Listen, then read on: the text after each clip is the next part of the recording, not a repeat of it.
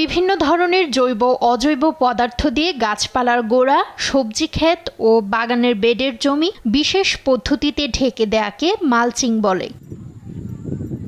এই পদ্ধতি ব্যবহারে ক্ষেতের পানি সূর্যের তাপ ও বাতাসে দ্রুত শোষণ হয় না, ফলে সেচের পানি লাগে কম, সেচ খরচ বাঁচে, লাভ হয় বেশি। সঠিকভাবে মালচিং প্রয়োগে পোকামাকড়ের আক্রমণও রোধ করা যায় অনেকাংশে।